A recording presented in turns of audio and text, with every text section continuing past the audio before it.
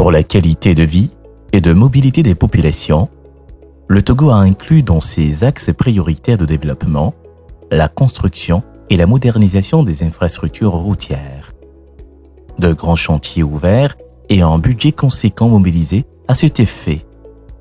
C'est la politique des grands travaux qui désenclave, réhabilite et qui change désormais le quotidien des Togolais.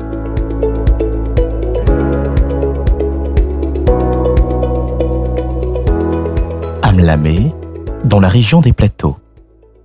Situé à 25 km à l'ouest de la ville d'Atakpamé, c'est ici que commence notre périple. Population à majorité tournée vers l'agriculture, c'est Mandi Thomas Kouméabalo, grand agriculteur de la localité, qui nous accueille. C'est le début des récoltes. Amener ces récoltes au marché était un véritable souci pour cet agriculteur. Tellement la route était en mauvais état et les moyens de transport presque inexistants. On avait un accès très difficile à la route. La route n'était pas, l'état de la route était très mauvais. Et souvent, on amène les bagages au bord de la route. Les bagages peuvent faire toute une journée sans qu'on ne trouve de voiture. Et parfois, bon, c'est très cher. Les chauffeurs nous taxent très cher. Depuis que la route a été aménagée, nous avons un accès très facile. Les tricycles viennent même à la maison nous chercher les bagages et rapidement, nos problèmes sont résolus. Justement, le jour du marché d'Amouoblo, notre agriculteur veut amener quelques récoltes au marché.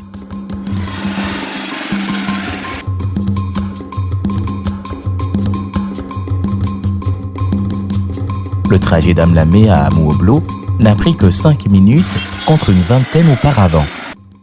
Le temps pour lui d'installer et de liquider sa marchandise, nous faisons un tour au marché. Le sentiment qui revient toujours, c'est la satisfaction. Et cela se lit sur les visages.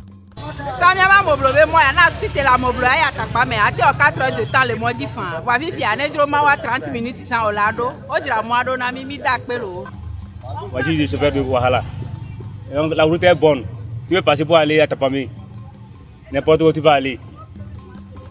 Il faut être en bonne santé pour pouvoir aller au champ et vendre ses récoltes au marché.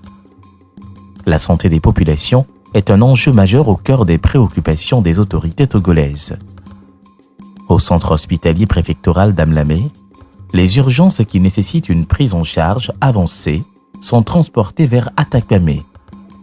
Et ce matin, à Kou, une jeune fille de 10 ans est en train d'être évacuée au CHR Atakpamé.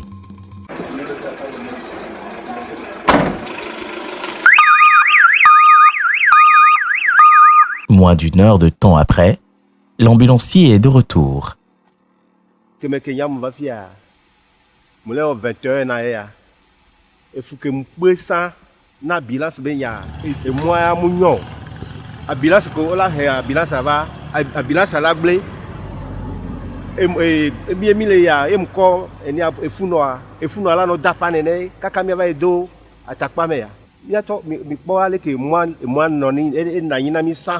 Voilà, egbe que mi va ya mi dakpena gouvernement to dakpena parce que e jagwagba so atakpa me va yi bali me a mi gbale pe fo.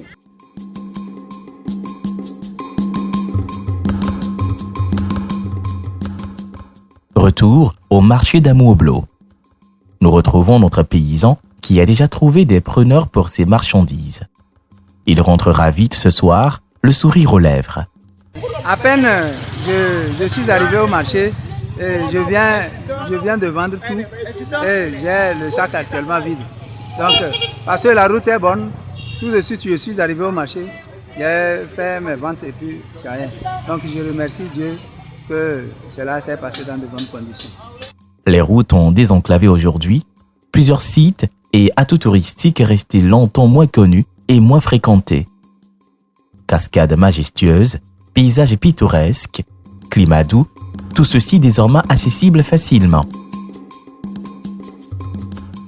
La région des Plateaux, grenier du Togo en matière de culture de rente, a connu une modernisation en termes d'infrastructures routières.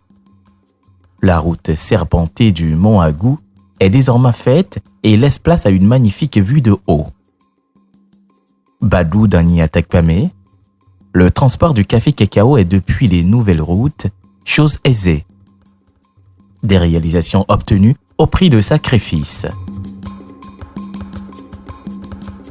Un détour à Srama dans la préfecture de Haro, un peu plus de 30 km à l'est de la ville de Nocha.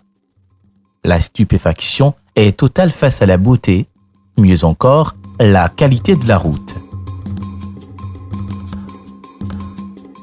Le cœur léger, nous quittons la région des plateaux, cap sur la région Kara.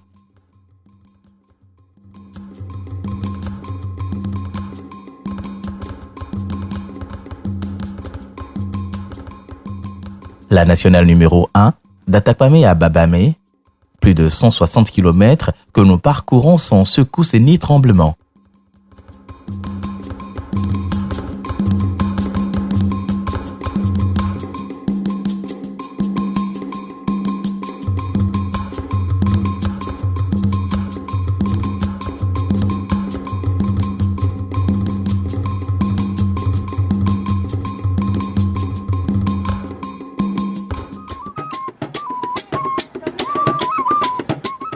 Quand la route avance, c'est la pauvreté qui recule sous toutes ses formes.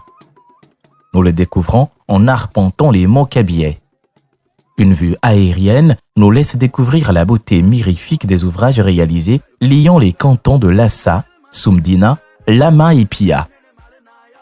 Fini les déboires et les calvaires des agriculteurs de ces montagnes qui jadis éprouvaient d'énormes difficultés pour acheminer leurs récoltes vers la ville. Mon frère, même les gens viennent, ils s'arrêtent à Soumdina là-bas. Tu laisses tes machines là-bas et tu prends Z. Le Z ici, la montagne, c'est 1000 francs. Après, on nous a supplié et puis nous sommes revenus à 500. Mais la voie, tu peux chuter 2 fois avant d'arriver. Pour aller à Mondeda, c'est autre chose. Ici, quand il pleut, c'est grave. Quand il pleut ici, là, même on peut te donner 2000. S'il pleut, on peut te donner 2000, tu ne vas pas aller. Tu vas passer par où? Tu vas t'envoler ou bien comment? Bon. Mais maintenant, nous sommes à l'aise.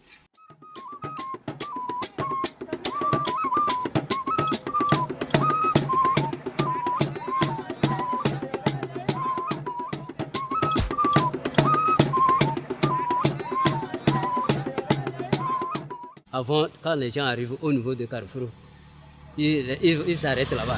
Pour aller à Soumdina ou même à Pia, c'est difficile. Au moment de la saison chienne, la poussière, ça nous gêne. À la maison, dans nos maisons, là, c'est rien que de la poussière. Maintenant, là, il nous a arrangé pour aller à Soumdina ou bien à Lassa ou bien à Pia, là, au moins 1 heure de temps, bon, ça va. Au fur et à mesure qu'on avance dans la montagne, on se rend compte réellement de l'impact et la nécessité de la route.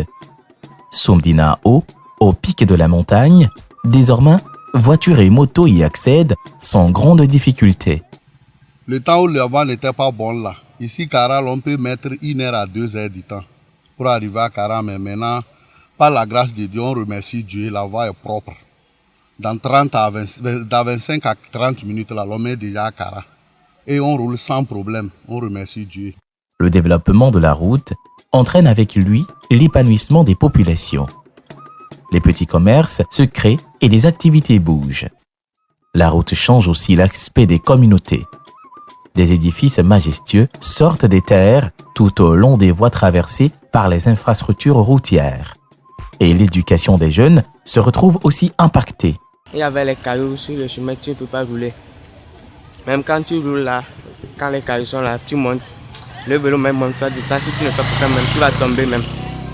Et c'est ainsi de suite comme ça qu'après on a fait le goudron ici. Pour aller à l'école même, je peux faire 10 minutes même pour arriver. Mais avant là, tu peux faire plus de 30 minutes.